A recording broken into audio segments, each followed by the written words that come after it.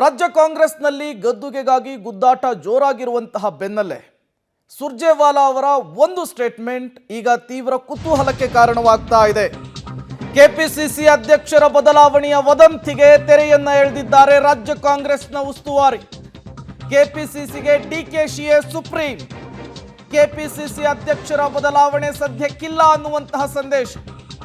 ರಾಜ್ಯ ಉಸ್ತುವಾರಿ ರಣದೀಪ್ ಸಿಂಗ್ ಸುರ್ಜೇವಾಲಾ ಸ್ಪಷ್ಟವಾದಂತಹ ಸಂದೇಶವನ್ನು ರವಾನಿಸಿದ್ದಾರೆ. ಕೆಪಿಸಿಸಿ ಅಧ್ಯಕ್ಷರು ಬದಲಾವಣೆ ಆಗ್ತಾ ಇದ್ದಿದ್ರೆ ಇಲ್ಲೇಕ್ ಬರ್ತಿದ್ರು?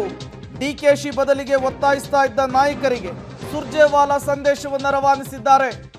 ಈ ಮೂಲಕ ಕೆಪಿಸಿಸಿ ಅಧ್ಯಕ್ಷರ ಬದಲಾವಣೆ ಆಗಬೇಕು, ತಲೆ ಎಣಿಕೆಯ ಮೂಲಕ ಕೆಪಿಸಿಸಿ ಅಧ್ಯಕ್ಷರ ನೇಮಕ ಆಗಬೇಕು ಅಂತ ಹೇಳಿ ಪಟ್ಟು ಹಿಡಿದಂತಹ ಸಿದ್ದರಾಮಯ್ಯ ಬಣದ ಸದಸ್ಯರಿಗೆ ಹಿನ್ನಡೆಯಾಯ್ತಾ ಸುರ್ಜೇವಾಲಾ ಅವರ ಈ ಸ್ಟೇಟ್ಮೆಂಟ್ ಅನ್ನುವಂತಹ ಕುತೂಹಲ.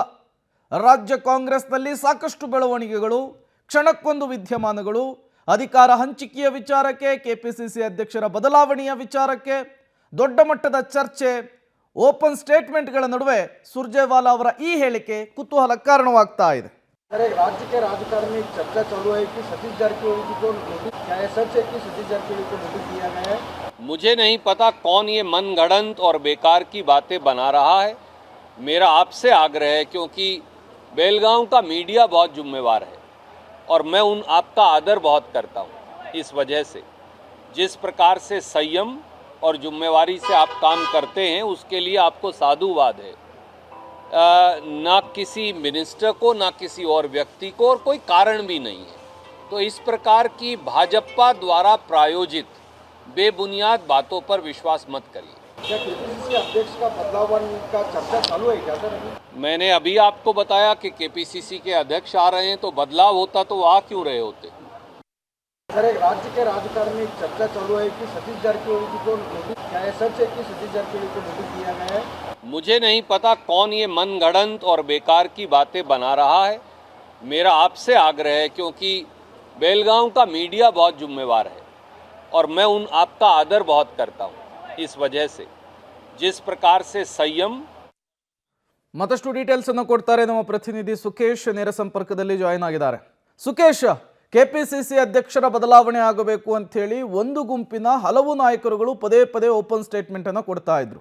ಈ ಬೆನ್ನಲ್ಲೇ ಸುರ್ಜೇವಾಲಾ ಅವರು ಅದೆಲ್ಲದಕ್ಕೂ ಕೂಡ ತೆರೆ ಎಳೆಯುವ, ಕ್ಲಾರಿಫಿಕೇಶನ್ ಕೊಡುವಂತಹ ಕೆಲಸವನ್ನು ಮಾಡ್ತಾ ಇದ್ದಾರೆ. ಕೆಪಿಸಿಸಿಗೆ ಡಿಕೆಶಿನೇ ಸುಪ್ರೀಂ ಅನ್ನುವಂತಹ ಹೇಳಿಕೆಯನ್ನು ಕೊಟ್ಟಿದ್ದಾರೆ. ಹಾಗಾದರೆ ಇದು KN ರಾಜಣ್ಣ ಅವರಿಗೆ, ಸತೀಶ್ ಜಾರಕಿಹೊಳಿ ಅವರಿಗೆ, ಪರಮೇಶ್ವರ್ ಅವರಿಗೆ ಹಿನ್ನಡೆ ಅಂತ ಲೆಕ್ಕನ? ಹೇಗೆ ಇದು ಸುಖೇಶ್?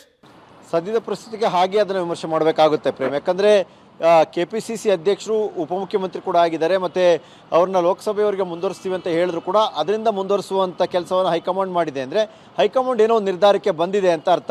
ಒಂದು ಹೈಕಮಾಂಡ್ ನಿರ್ಧಾರವನ್ನು ಹೈಕಮಾಂಡ್ ಅಂಗಳದಲ್ಲಿ ಹೋಗಿ ಪ್ರಶ್ನಿಸಬೇಕೇ ಹೊರತು ಇಲ್ಲಿ ದಾರಿಯಲ್ಲಿ ನಿಂತ್ಕೊಂಡು ಮಾತಾಡ್ತಾ ಇದ್ದರೆ ಅದಕ್ಕೆ ಯಾವುದೇ ಪ್ರಯೋಜನ ಇಲ್ಲ ಅನ್ನುವಂಥ ಸಂದೇಶವನ್ನು ಹಿಂದೆಯಿಂದಲೂ ಕೂಡ ಕೊಟ್ಟಿದ್ದು. ಮತ್ತು ನಿನ್ನೆ DK ಶಿವಕುಮಾರ್ ಕೂಡ ಅದನ್ನೇ ಹೇಳಿರುವಂಥದ್ದು, ಮಾಧ್ಯಮಗಳ ಮುಂದೆ ಹೇಳಿಕೆ ಕೊಟ್ಟು ಪದವಿ ತೆಗೆದುಕೊಳ್ಬೋದು ಅನ್ನೋ ಪ್ರಯತ್ನ ಶ್ರಮಪಟ್ಟವರಿಗೆ ಕೊಡುತ್ತೆ ಪಕ್ಷ ಅಥವಾ ಹೈಕಮಾಂಡ್ ಅನ್ನುವಂಥ ಹೇಳಿಕೆಯನ್ನು.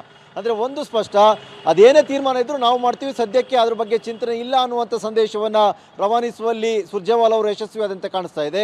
ಇದುವರೆಗೂ ಒನ್ ಮ್ಯಾನ್ ಒನ್ ಪೋಸ್ಟ್ ಅಂದ್ಕೊಂಡು ಅಥವಾ DK ಶಿವಕುಮಾರ್ ಅವ್ರನ್ನ ಅಧ್ಯಕ್ಷ ಸ್ಥಾನದಿಂದ ಇಳಿಸಿ ಅಥವಾ ಆ್ಯಕ್ಟಿವ್ ಪ್ರೆಸಿಡೆಂಟ್ ಕೊಡಿ ಅಂತ ಕೇಳ್ತಾ ಇದ್ದಂಥ ಎಲ್ಲ ಸಚಿವರುಗಳಿಗೆ ಒಂದೇ ಲೈನ್ನ ಪ್ರತಿಕ್ರಿಯೆಯನ್ನು ಕೊಡುವ ಮೂಲಕವಾಗಿ ಹೈಕಮಾಂಡ್ ತೀರ್ಮಾನ ಏನು ಅನ್ನುವಂಥದ್ದು ಸ್ಪಷ್ಟಪಡಿಸಿದಂತೆ ಕಾಣಿಸ್ತಾ ಇದೆ Prem. Okay, thank you Sukhesh ತಮ್ಮೆಲ್ಲ ಮಾಹಿತಿಗಾಗಿ. ಸುರ್ಜೇವಾಲಾ ಅವರೇನು ಸುಪ್ರೀಮು DK ಶಿವಕುಮಾರ್ ಕೆಪಿಸಿಸಿಗೆ ಅಂತ ಹೇಳಿದ್ದಾರೆ. ಬಟ್ ಈಗ ಬದಲಾವಣೆಯ ಕೂಗನ್ನು ಎಬ್ಬಿಸಿದಂತಹ ನಾಯಕರುಗಳು ಸುಮ್ಮನಿರ್ತಾರಾ? ಅವರ ಮುಂದಿನ ನಡೆ ಏನು ಅನ್ನೋದು ಈಗಿರುವಂತಹ ಸಸ್ಪೆನ್ಸ್.